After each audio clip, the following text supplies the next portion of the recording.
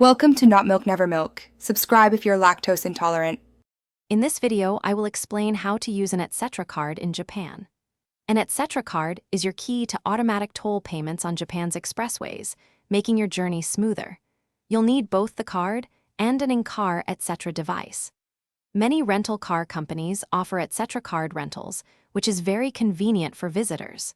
Remember to insert your etc. card firmly into the device before you start driving to ensure it's ready for use. When entering an expressway, keep an eye out for the distinctive purple etc.-only lanes. You might also see hybrid lanes marked etc./general. As you approach the toll gate, it's crucial to slow your vehicle down to 20 kilometers per hour or less. This ensures the system reads your card correctly and the barrier opens smoothly. Always maintain a safe distance from the car in front of you for safety. Exiting the expressway with your etc. card is just as straightforward. Simply navigate to the purple etc. lane at your exit. Again, reduce your speed to 20 kilometers per hour or less as you approach the gate. The barrier will automatically open once your card is read. In the rare event that the gate does not open, do not back up.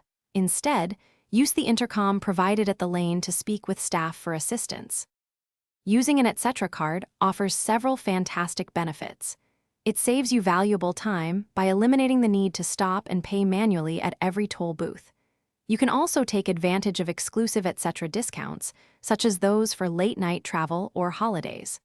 Plus, you'll receive one consolidated bill, making it easy to track your expressway expenses.